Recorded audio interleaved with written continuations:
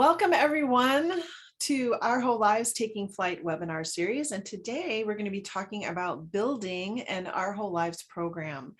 My name is Amy Johnson. I am the United Church of Christ Minister for Sexuality, Education, and Justice. And I am joined today by a few folks. First of all, my cohort in crime, if you will, Melanie Davis. Hi, everybody. I'm Dr. Melanie Davis, the Unitarian Universalist Association's Our Whole Lives Program Manager. And Jen, would you like to introduce yourself?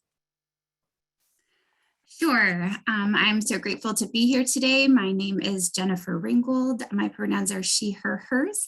I am a local church director of educational ministries of United Church of Christ in Midland, Michigan. And I also wear the hat of program associate for youth ministries for the Michigan Conference, UCC. So I have a program at my local church that's been in existence for 10 years now. So I'm super excited to be here and share some stories with y'all. And I'll pass it over to Kat. Hi, I'm Kat Good. My pronouns are she, her, hers. I'm the Assistant Director of Religious Education at the Community Church of Chapel Hill Unitarian Universalist, and I'm the OWL Program Coordinator here as well. Great. Well, welcome to you all, and welcome also to the fantastic Andrea Burse, who's behind the scenes doing tech for us as always. And I'm seeing lots of folks chiming in the chat from where you're from. So it's great to see so many of you here today. Please know as we go along some logistic things that we do here in these webinars. If you have a question, it really helps us if you put those in the Q&A. If you use that function rather than the chat, it helps us to monitor those and answer them, figure out whether we need to answer that live or wait till Q&A time or pop right in or whatever. So if you can please use that Q&A function today, if you have any questions, that would be great. Before we get started, I am going to open us with a reading from this amazing book. I love this book so much. It's called Let Us Dance, The Stumble and Whirl with the Beloved by Shalane Harkin. And this is one of her poems called Let's Get Busy. And I do have permission to share her work. So let's get busy. What my mischievous poetry strives to do is pull at the loose strings of all those false selves you thought you were and unravel them completely, and inspiring something of a growing congregation with the ecstatic innocence of our original holy nudeness, streak through our lives, or at the very least, the streets of each Sunday yelling hallelujah as God hollers a great amen to this wild parade. Yes, let's get busy with exposing our hearts to such a degree it makes the whole world blush. So with that, I will hand it over to Jen, who's gonna talk to us. And one of the reasons I'll just say that I asked Jen is because I know that she was very intentional and discerning about starting an Our Whole Lives program in her church and in her area and in a UCC church. And I know that that's something that is of interest to a lot of folks, especially in the UCC. So if you're UUA, hang on, because Kat's gonna have her time. But it also, there may be some gems in there for you as well if you're a UU church looking to start an Our Whole Lives program. Melanie and I get questions and emails from folks all the time about what to do about ABCDE. So over to you, Jen. Again, I'm just so grateful to be here today. Like I mentioned in my introduction, I've been, my first exposure to OWL Our Whole Lives was about 10 years ago. And what I decided to do after Amy and Melanie invited me to be here today was give you a little bit of narrative. So I'm going to do kind of more of a storytelling about what worked, what didn't, the journey that our local church and also also through our conference that I have been on. It is my journey. So what my hope is that there will, like Amy said, be nuggets of things that you can take from it and adapt and work in your setting. With my portion being a little bit more storytelling, we promise that Kat is coming at you with a lot of how-tos. So we're going to work off of each other in that way today. So again, I started in my position at a local church in a UCC congregation about 10 years ago in June of 2012. As a new hire, I had no experience at all going in. I was a member at the church, and that was about as far, besides being a lifelong UCCer, as my background went. And one of the first things that my mentor suggested that I do was take an OWL training. I didn't even know what Our Whole Lives was at that time. And so I went, I gathered one other person from my congregation to go with me. And the two of us went to a 3-day training. About 2 hours away, stayed at a bed and breakfast, figured out budget-wise how to pay for that. And the experience was transformative. So as like a first step, that getting trained and going to a training yourself is really, really pivotal in what that looks like, or what looked like for me and my journey.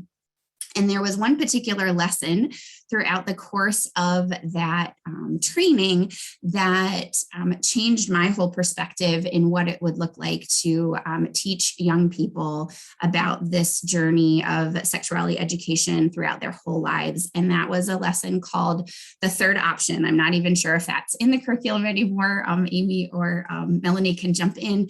But the idea that we can teach our young people that it's not just either you're sexually active or you're abstinent, and having conversations and being in dialogue with a partner about what works for you and what doesn't as a third option, that literally gave me goosebumps. It's giving me goosebumps right now.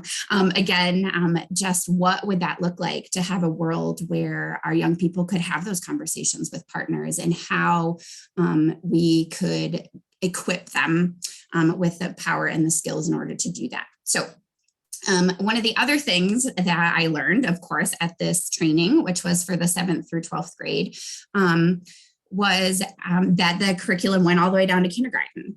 And I asked one of the trainers, I was like, oh my gosh, like that's so amazing. What does it look like when, you have someone who's done this for 12 years, like who started out as a kindergartner and grew and grew and grew and grew in their knowledge, and their family and their community grew in that knowledge. I just can't even imagine, what does that look like? And I was training in a UCC perspective. That trainer happened to be a UCC trainer as well. And they were like, well, outside the UU, we actually don't see that very often. And normally what happens is people kind of go in at that 7th through 9th grade level, and because that's where there's the great need, or we feel like there's a great need for our middle schoolers to have this knowledge to equip them. And I knew in that moment, like Amy said, with the discerning, I knew I wanted my program to start with kindergarten.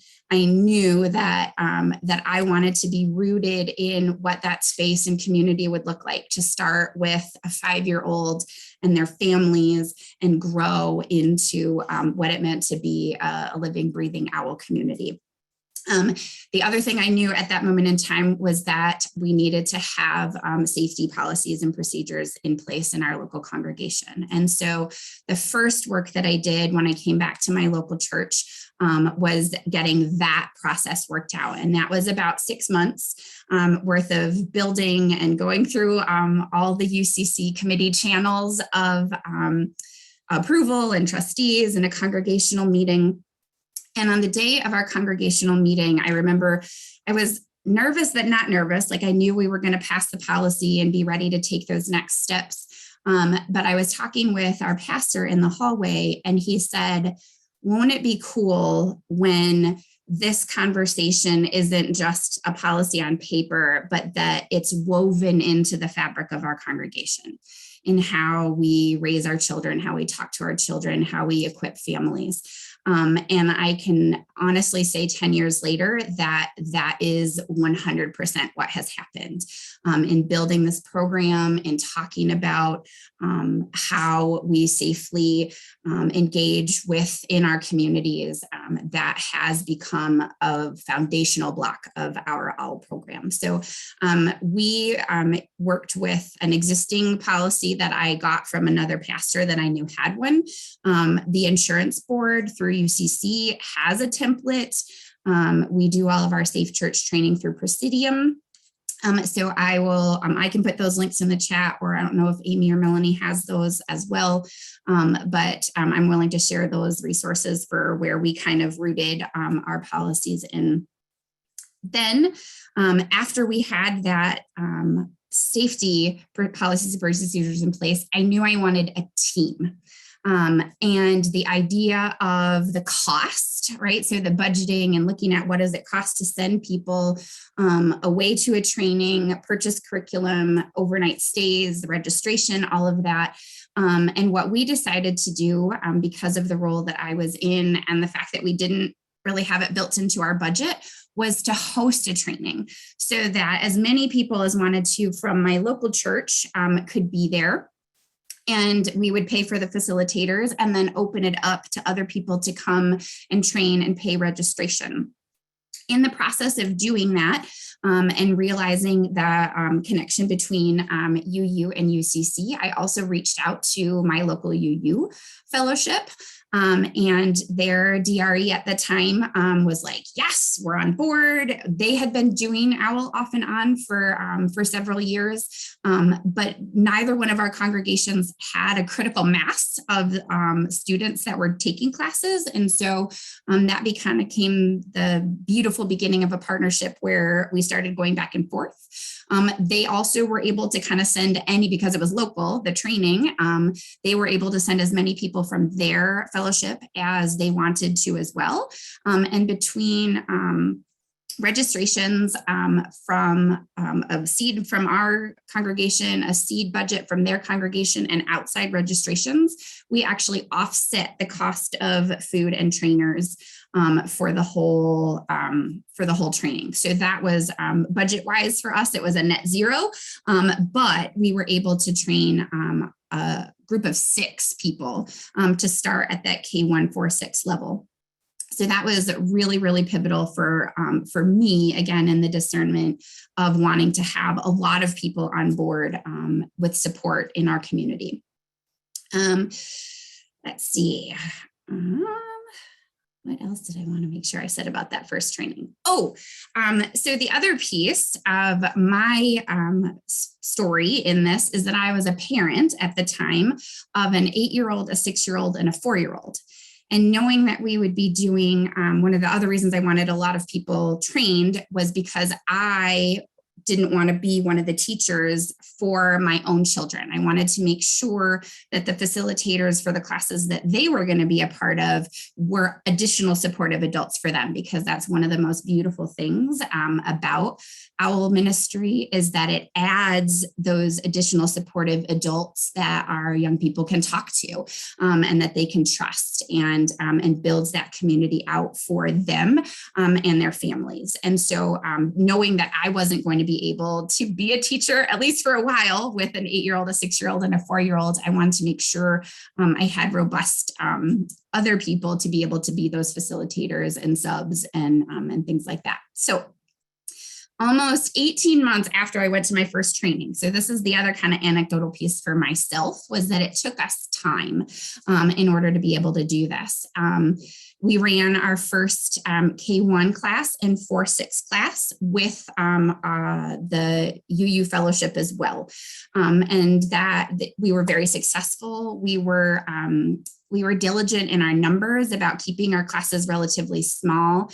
My goal as kind of director of this beginning of the program was that I wanted to make sure we 100% put every effort into doing it well and having it be really successful. My local community is very conservative. And so I wanted to make sure there was like like every I was dotted and every T was crossed as far as making sure that we were starting from a really good place of having successful classes run. A year later, we had more kindergartners and first graders. So we ran another round of K1 and just were building that base level of our program. One of the really cool things that happened immediately after we were doing our safe practices and starting OWL was that when we were running VBS and other programs, we started making sure that we were including practices and procedures for keeping kids safe in all different areas of the church, not just our OWL classes. And I will never forget having one of our adult VBS leaders go through a conversation that we used with our K1s about the hula hoop rule.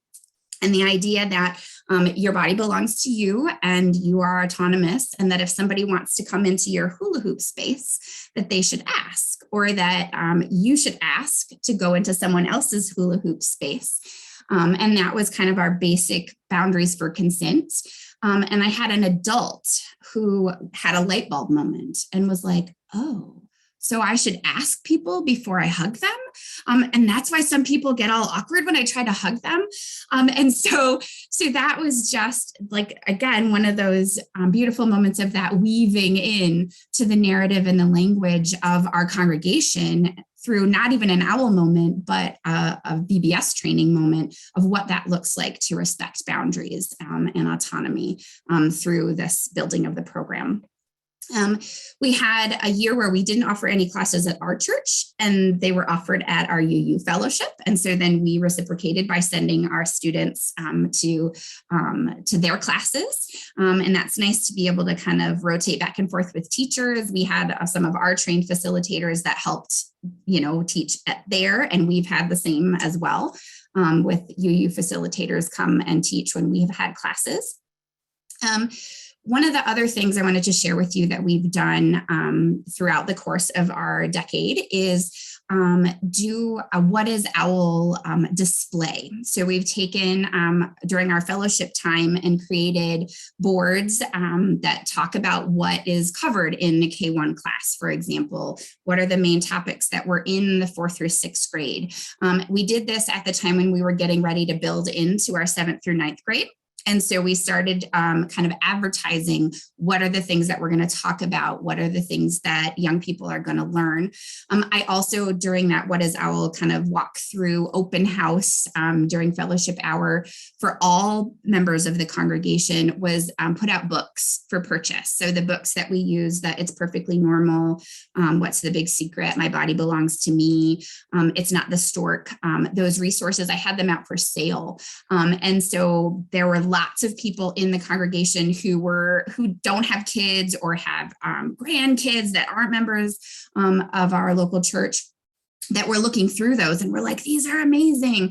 And just that idea of starting to build that knowledge and spread that knowledge outward from the program was really, really, really cool, and also got more support and more people involved in when we were actually teaching classes of being engaged. The other thing that happened after we ran 2 K1 classes 2 years in a row was that we had families who were like, this was great. Our kids started asking all these wonderful questions, but now we have to wait several years in order for them to age into what you're doing next, which was the 4-6. And so based on a community need of those families coming to me personally and saying, we would like something in these in-between years, what can you do for us? We looked at the K1 curriculum, and knowing there's just an abundance of material, and 5-year-olds and 6-year-olds have an attention span that's not real long. So we knew we weren't covering everything in that K1 class when we offered it. And so what we did is we pulled things that we wanted to highlight for 5 and 6-year-olds, and things that maybe our 7 and 8-year-olds could have a little bit more conversation about, and started running a 2-3 class with that K1 curriculum. In talking with Amy and Melanie, we were very, very, again, discerning and deliberate about making sure that we used the younger level of content for those second and third graders and not going into the 4th through 6th grade content. We have very successfully run K1, 2, 3, 4, 6 at the same time and enjoyed that very much. Siblings, it works really well to have those going on at the same time. And because we have that robust teaching team, that has worked really well for us. Not everyone can do that. And so the timing of your classes and when you offer them is, again, your local narrative and your story. We were able to, in 2017, host another training at our local church for the 7th, 7, 9, 10, 12. We brought facilitators in, did the same thing we did with the K1, 4, 6, and offset the cost with outside registrations. And those are just really amazing experiences for as many people in your congregation to have, or your fellowship to have, as you can. Got some more people trained and ran a 7 through 9 class. I had 6 facilitators who worked as a team to run I can't remember exactly how many weeks we ran it. I think it was 10 weeks. And then we ran a retreat at the beginning, a retreat in the middle, and a retreat at the end where we covered more lessons in order to get as much content in as we could. And kind of as an anecdotal story here, I want to share with all of you my holiest moment ever in my youth ministry came from a lesson with that 7th through 9th grade class. I had a 7th grader who was in the class, my own son. So again, I was doing directing and working with parents and talking with parents and kind of running some different parent discussions on the outside while students were meeting. But in our middle retreat, one of the things that they ran was the conversation about myth busting for condoms. And I was in and out of the room while the retreat was happening. And one of my 9th graders said, Miss Jen, can we fill it up with water to see how big this condom gets for the size? And I said, absolutely. So they went into the kitchen, they filled it up with water. I filled the whole sink. It was the size of a watermelon. And they were about to turn off the water and it slipped off the faucet in the kitchen sink and geysered, like water geysered all over our church kitchen. So we spent, time cleaning that up. But the next day at youth group, so not related to OWL, at youth group, the young man who had done this and exploded water all over the kitchen comes in to our pastor, who was not teaching at the time, but is supportive, 100% supportive of OWL, and said, Pastor Roger, you'll never believe what happened yesterday. We were blowing up a condom in the kitchen sink and it exploded water all over. And he's talking completely outside of the context of OWL, but in our church, about condoms and myth busting and an experience that he had with his pastor. And that to me, again, here goosebumps, was just a pivotal moment in why Our Whole Lives excites me. And having this program is so important. And building those pieces and moving. He actually was one of our first ones that went through 4-6 and then repeated 7-9. Or not repeated, but continued on with 7-9, and just being able to have that dialogue and that experience was amazing. In my conference role, I also have the ability to help promote OWL and Our Whole Lives and encourage trainings and work with Amy to help direct people to programs outside of my local church. And one of the things that I have done is at our annual gathering within our conference, offered OWL, What is OWL workshops, so that people can come and learn more about OWL and how to do OWL programming and what it is. We've hosted a conference-wide K through 12 training. So that was really neat. We had 4 trainers present and 36 participants. So that was a really cool, thing. As you're thinking about how to start a training, where to go to a training or hosting a training, looking at what your outside resources might be within in UCC, we call it conference. I'm not sure with you how that pans out, but looking at those wider church resources as well. COVID, of course, threw us off track. So we are back in kind of a rebuilding stage as well, which is just kind of the evolution of OWL. Two of the things that we've used recently are actually things that have been in the webinars, monthly webinars, the last couple months. We've been showing the Under Your Wing videos on our Facebook page. And we also have been, we utilized the parents and caregivers as sexuality educators to offer some community-wide Zoom conversations to just get people back in the habit of talking about OWL. And I have used up more than my time giving you my narrative. Again, questions, feel free to put them in the chat. But I hope that my excitement and my story will inspire you to figure out how to move through all of the roadblocks that you might be imagining in what it means to build a program from the ground up. So, Jen, thank you so much. The interfaith aspect of that is very exciting, as is the intersections of your faith community and our whole lives, which is why Amy and I are so passionate about the use of sexuality in our faith with our whole lives, because it puts that sex ed in the faith context. There was one question I think is timely. Somebody asked, what is the size of the congregation that you have that supported this vibrant program? So we are about a 300 member congregation total. Average worship is about 125. And I will say that is one thing I didn't mention, that our classes were more than 50% outreach. So as far as the student participation, only about half of the kids in our classes were from our local church. And then we had our UU fellowship, and then friends and family people from the community that were joining those classes. So I total have about 55 young people within my congregation from birth to 18. And so that's my size. Thanks, that's helpful information. Yep. Yeah, absolutely. Yeah, and I just wanted to thank you for your, really strategic thinking, around like that transformative experience. And it's not, that's not to say, like, some people take an Our Whole Lives training and then they go back and they just start out, right? And I think that there's your congregation better than I do, or any of us do here.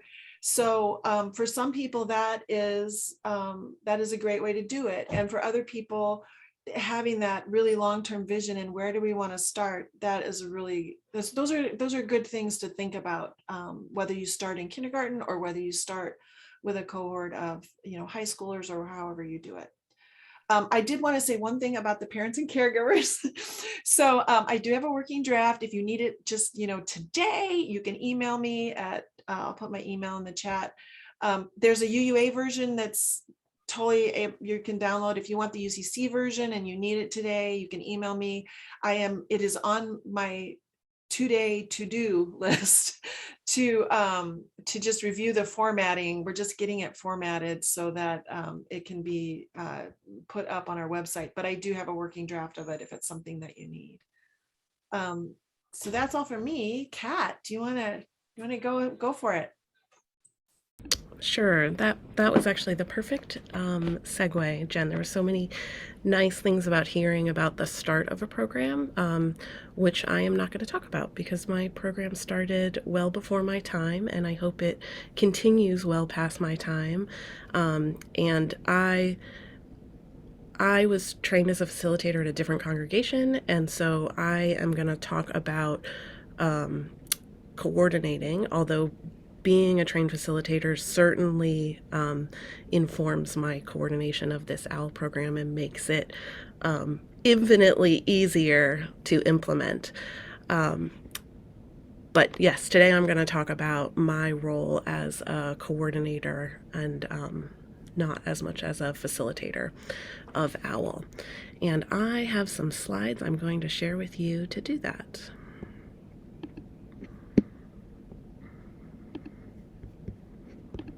There we go. So I'm starting where I started, which is OWL is the most important work that we do at church. And that is from my DRE, Marion Hirsch, who's here today. Yay. But this this is something she says often, and this is how we approach OWL in our program. It is like absolutely foundational to all of the work that we do here. A little background on how our program began. It was started in 1999, and we transitioned right from About Your Sexuality, the precursor to OWL, and started with 7 to 9 because that's what was available. And as soon as we were able, added 5th, high school, and K-1 over the next 6 years. Our program was lay-led until 3 years ago when I came on as the program coordinator. And so I was a facilitator in the program before I was the coordinator. And when I came into this program, I inherited an incredibly strong, well-respected, functional program. So my job as coordinator has been to maintain and then to grow this program, which really is like pretty amazing. So I feel very grateful to be part of this program, and it is absolutely a team effort, which you will see. When I say it's a team effort, currently we have 15 facilitators who are actively teaching. So I will reiterate what Jen said about having a robust team. It's been incredibly important in the pandemic because many of our facilitators are in the healthcare and education fields, and we're not able to be at every session during the pandemic, whether they were quarantining or just all of the impacts of the pandemic have meant that we have had to rely on teams more than we did in the past. And part of having a big team is always making sure that we have people on deck to get trained. So we have one person who's being trained next week, and then 2 people on deck over the summer. And then we keep a list of even further out of potential people because you kind of have to come back to people. We identify people, and then they might say no at first, or they might say yes, but in a year. And so there's a long game for recruitment. Specifically, how we do recruitment is we have people referred through ministry teams. So ministry teams are kind of like our ears and eyes on the ground. And then we often draw church leaders. So we've had 2 past presidents who are OWL facilitators, and many ministry team leads are facilitators, and it helps with the reputation of our program. Like, OWL is very honored in our congregation, and very visible people are very committed to it. That can be a little bit of a challenge to coordinate because church leaders are very busy. So that's another reason to have strong teams. Yes. So the other thing that we do is we continuously train. We continuously train the facilitators that we do have. I mean, some of them were trained more than 20 years ago. And sexuality education, you really have to stay up on what you have. So we offer continuous training and seek out continuous training. Another thing that helps us keep facilitators is letting them find what their part of the ministry is. So some people really like to work with another facilitator, and we let them do that. Some people are like very beholden to 5th grade OWL. It's theirs. And other people, are more willing to float. And so, but letting people really find their place in this ministry has been very important. As a coordinator, one of the things that I do is I'm the buffer to parents. So Jen talked about this a little, but particularly also being a parent, I am mindful of, actually many of our facilitators are parents. I just, on Sunday, I finished high school OWL with 5 youth who have facilitators for parents, which was like teaching varsity OWL. It was amazing.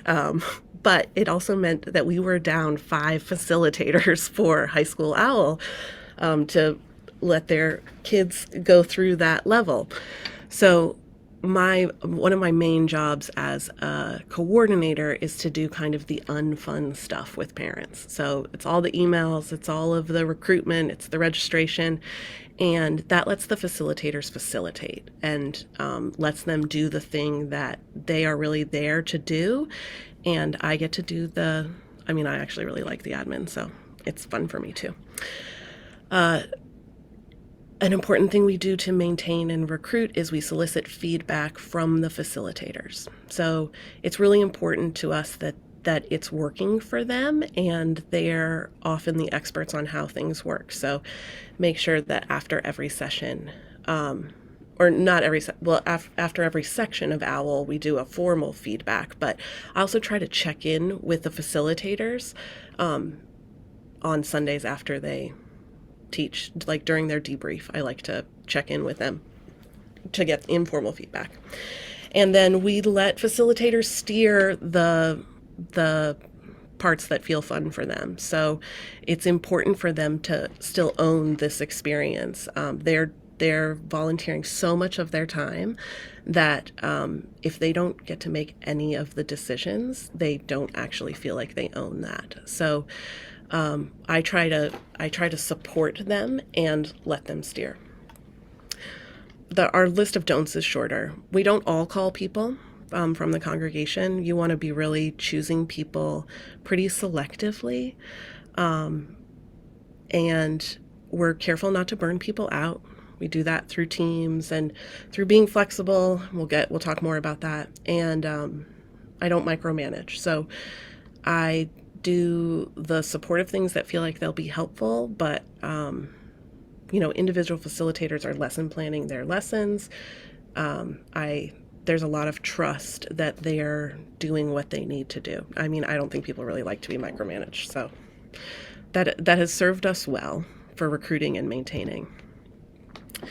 And the 2 big ideas that we have about growing and maintaining a healthy OWL program is that we treat OWL as a ministry, and that OWL is prioritized at every level. So when I say we treat OWL as a ministry, I mean that we meet as a ministry. We consider this like pretty sacred work and contribution of the facilitators and the participants. And we have a vision for where this program is going to go. And then that goes hand in hand with having OWL prioritized throughout the congregation. So the minister is very supportive, the board is very supportive. And I'm going to talk a little bit about this at the end in our pandemic success story. So we'll come back to this idea. But I like this idea that OWL is like a garden. Once you plan, plant, and establish, it starts to take on a sustaining life of its own. And that's really what I felt like when I inherited this program, was that this was just sort of like a thing that worked, and I needed to be a good caretaker, a good gardener, and then it would work. So now I'm going to talk to you a little bit about my gardening tips. This is something that I learn every year. I'm reminded of it every year. Parents mirror their children's level. So K1 parents need a lot of handholding and reassurance. This is their introduction to 12 years of sexuality education. And they can tolerate and crave much more email coordination. 5th grade families have a lot of questions, much like 5th graders. Puberty feels like the first experience of sexuality for a lot of families, and so those families tend to have a lot of questions. 8th grade families, jaded, just like their sweet 8th graders, and high schoolers, like they're pretty autonomous. They are driving themselves literally and figuratively, usually, to OWL. So that's just a thing that I have picked up that has helped me coordinate each level, is remembering that K1 parents are actually really just like K1 people. All right. This is another lesson that we learned. We no longer offer a la carte opt-outs for condoms or reproduction stories. This is the benefit of having a pretty established program. This is what we do. And if families are not ready for it, we let them defer. And of course, children can always pass, but we don't change our program. This is what we offer. And for us, we have seen it encourage trust in the facilitators and the process here. Okay, this is sort of my heart in OWL, but we make collaboration easy with a sharing box. So if you have a big team, you need a way for them to collaborate, which is not always in person. And so we solved that issue by making these sharing boxes, which is really just like a file box. But in the file box, it has a folder for each session, and then facilitators are encouraged to put in anything that they make for OWL, but also borrow anything that has been made in years before. So that's like visual aids. I put in the supplements from Spirituality and Our Faith so that you don't have to cross-reference as you're planning. I put in check-in questions because I like them to be themed with the lesson.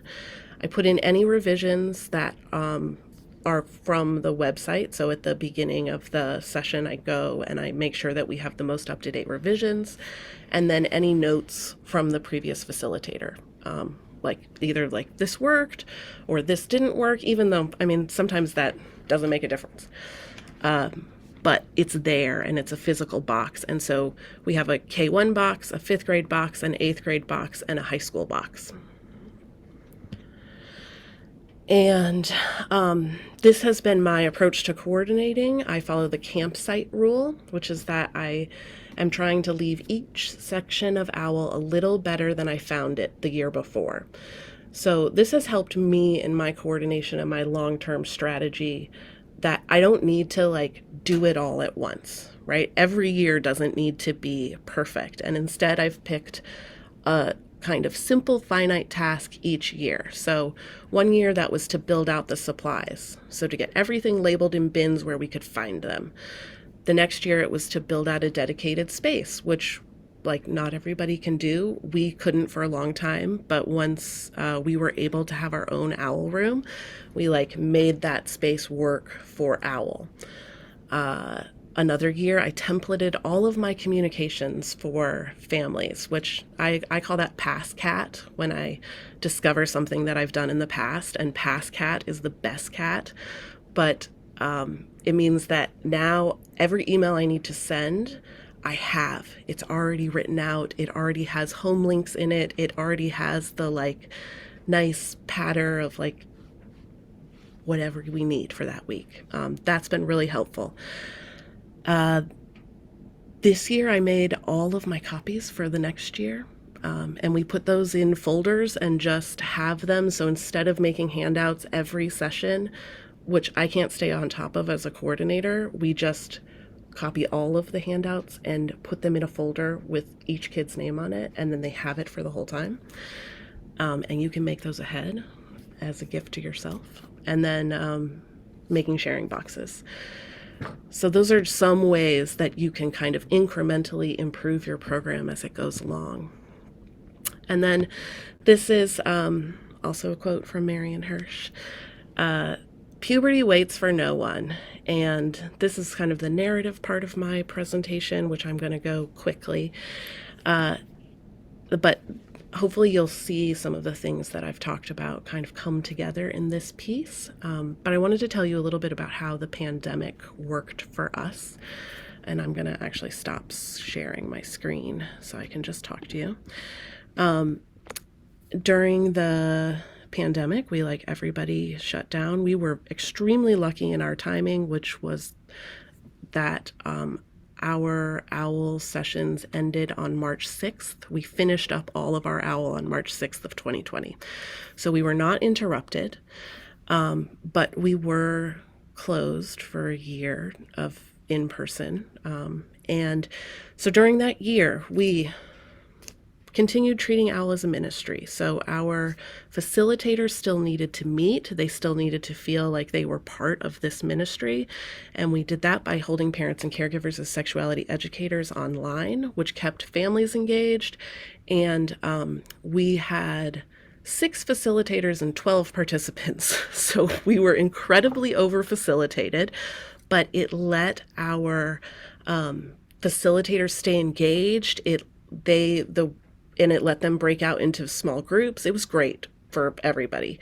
Parents and caregivers as sexuality educators really saved us during the pandemic. And it kept us sharp so that as soon as we were ready to go, we could restart. And so we are very committed to offering every section every year, except for high school, which we do every other year. And it was important to us that the pandemic was no different because, as Marian says, puberty waits for no one. So we really needed to restart 5th grade. That was our most urgent level. And we ended up doing that in March of 2021. And where the prioritizing OWL at every level comes in is 5th grade OWL was the very first program to meet in person on our campus. So 3 months before we were meeting in person for worship, 5th grade OWL was given permission to use the campus when nobody else was. We met outside, masked, spread very far apart. It was very challenging, and I don't think we would have been able to do it had we not had this established program. We had facilitators who were ready to go, really experienced facilitators who knew how to do it. So all they had to do was adapt and figure out how to do it outside with masks, 6 feet apart, but not figure out actually how to facilitate. And it was a place that let us test as a congregation, like how we were going to bring people back safely. So it kind of was like our soft open for the whole congregation. And we were able to do that because of how well-respected OWL is, how established it is, how many trusted leaders were involved. And it was very successful. And so the pandemic for us was a successful time for OWL. It was a time when things grew. It was a time when things felt affirmed and established. And I'm going to leave it there because I feel like I also went over my time and I want to be able to answer questions. Don't worry about the time. This is great information. We are so very grateful to both of you. Yeah, we're just getting lots and lots. I hope you're seeing the kudos flow through the chat there and how useful and informative this is. And just thank you so much. I wish we could give you 2 a standing ovation. Here's one thing I want to say before we jump into that. Let's do it. Yay! We're going to jump into the Q&As, and there's several, and they're good, important questions. So we're going to get to those in just a minute. But here's one thing I want to say, and I guess I don't know if this would come under, anyway, you've heard from both of these people how much time and intention they have put into cultivating and Our Whole Lives ministry in their congregations. So when people come to us and say, can we do 7 through 9 in 2 weekends? Melanie and I are usually like, no, because it's not, that's not what Our Whole Lives is about. It's about, at its best and at its core, it's about this lifespan conversation and ministry for people at all ages, because when you're working with kindergartners, you're working with their parents, right?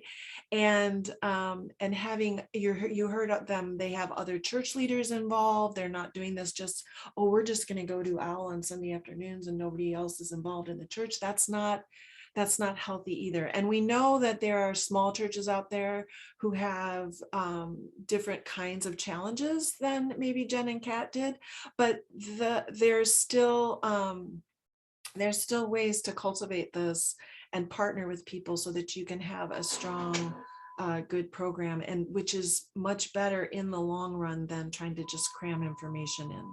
So I think that that's especially important now that states are passing legislation that are anti-LGBTQ, the rights to reproductive choice are, hey, Oklahoma just said there's not going to be any kind of choice anymore, right?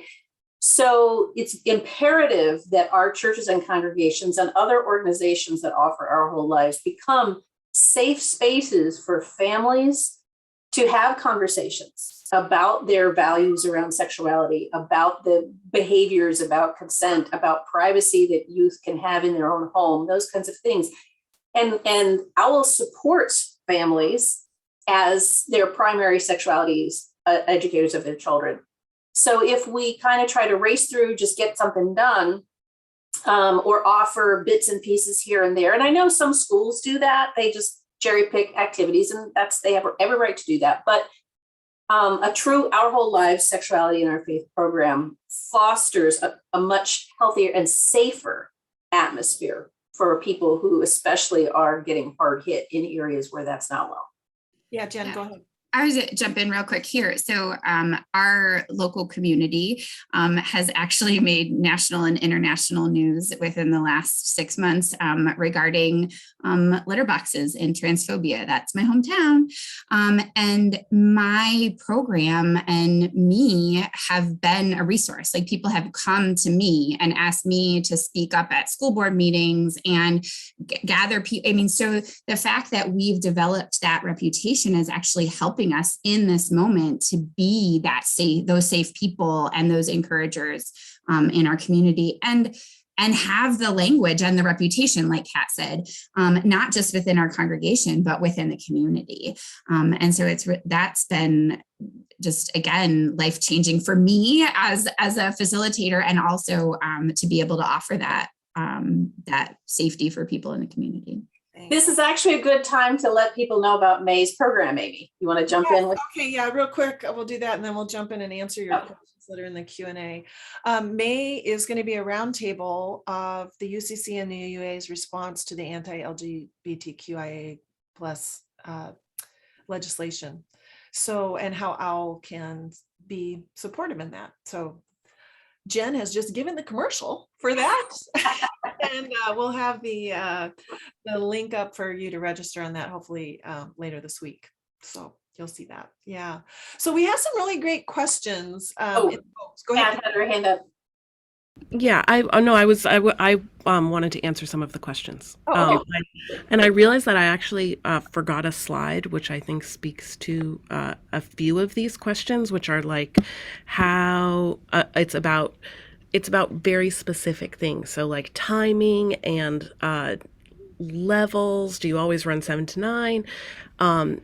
And I want to say this because it's important. I'm going to share the slide with it.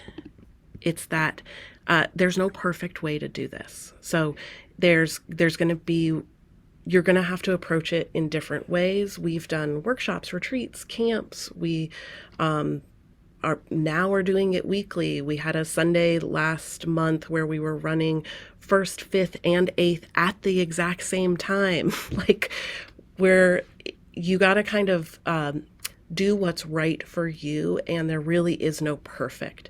There's good enough with OWL, and if you follow the guidelines, you will be able to do very good enough OWL in the way that suits the needs of your group at that moment. Thanks. Thank you. And that is overlapping some of our questions, but let's just jump in here. One person asked, how long does it take from start to finish to host a training? And are there many OWL training of trainers to come? So we really recommend in the national setting, from where Melanie and I sit, that if you're going to host an Our Whole Lives training and you're going to invite the world, basically, that you do that at least 6 months out, because people need time to plan. So you may have already been working on that, and you know the people in your church that want to come and all that. But if you want to, the trainings that are up on our calendars, 4 to 6 months out are the ones that have a better chance of getting, critical mass. Especially if you're a smaller church that's doing that and you're working and you haven't done it before or something like that. So there's a lot to it. And it can be very rewarding, as Jen was talking about, to host a training and to consider hosting more than one level at a time of training, and doing that in conjunction with another organization or another congregation in your community, interfaith with UUA and UCC. All of those things can be really helpful. We are starting to see quite a few in-person trainings pop up. And we also have started some online trainings for UCC and UUA folks. So I'm going to put the training link in the chat, our calendar, and Melanie, you can sure put yours in there too. Yeah. We hope that you would have 10 at least, and not more than really not more than 20. And given, you know, health safety issues now, we've always had people who said, oh, the space was kind of cramped, there wasn't enough space, all the people were shoulder to shoulder. You can't do that anymore because that'll make people anxious and it's not necessarily healthy. So you need to be mindful now about the air circulation in your space, the room for the people. How are you going? If you're doing, Amy and I are both going to be participating in all levels training, meaning the elementary, secondary, and adult levels in the same weekend. Amy's is doing one in August. I'm doing one in September. Then you have to have 3 times as much space because all of those places need their own big room. And then on the 3rd day, each group needs 2 rooms. So that last day you need 6 rooms. So, and they all have to have ample space and good air circulation and masks and the whole thing. So there's a whole other level. I put the link in the chat for the planning guide, but not mentioned in there are the additional safety precautions that need to be taken into account for the pandemic. So just be mindful of that. But if you have any questions about trainings, there's planning guide, your trainers, Amy and I will send you a directory of trainers. Amy and I are resources. We're happy to help you host a training if you'd like. I'm aware we have only a couple minutes left because there's another webinar coming up. So I want to just whip through some of these questions really quickly that are in the Q&A. Do we ever use the arm's length distance rule? Yeah, sometimes. And also, as Jen was talking about, the hula hoop rule. Locking doors to keep kids safe. Generally, not locking doors is not a safe church conduct because you want other adults to be able to get in, but there's always 2 or more adults with the grown-ups. So if somebody needs to stand by a door to ensure that safety, that's something you can do. Somebody people can also have private aides if they need an individual aid. That's fine. You know, you want to talk to that person to make sure that they're comfortable with the content, but they shouldn't be they shouldn't be interacting with the content per se. Their job is to attend to that individual child.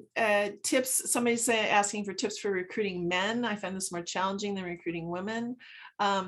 Yeah, I mean, I think that depends on the congregation and the people and the kind of conversations and the cultural messages we have about who cares for children and toxic masculinity and all that stuff. So those are all great conversations that you can bring up and again, as Kat was talking about, not doing an all call, but like to really pinpoint some folks you think would be good for the program and talk to them about that. I guess we have a few extra minutes. We can go over the hour here. Andreas, let me know. Yes, I can. On recruiting men, I will often pitch. We all talked about how OWL was sort of transformative for us, and like our exposure to OWL was a profound experience to us. Parents have that experience too, so I will often sort of like do a soft pitch in an parent orientation, and it's before they'll know, but we get a lot of parents who come on to be facilitators, and then I also look for tender dads, and then that is what I say. I see how you parent your child, and I think that we could use that energy in OWL if you would consider that. And that has been a successful way. Our last male trained was a dad whose kids had gone through K1. Yeah. Thank you. So again, like moving right along with the Q&A here, somebody said the program they have doesn't have a history of using the UU supplement. I'm thinking that Sexuality in Our Faith. They're not feeling as comfortable with this. So I would say that how do you you don't necessarily need to do additional training, but you certainly could have some conversations about how sexuality education is a ministry, like both Jen and Kat have spoken about, and using the UU principles in it doesn't.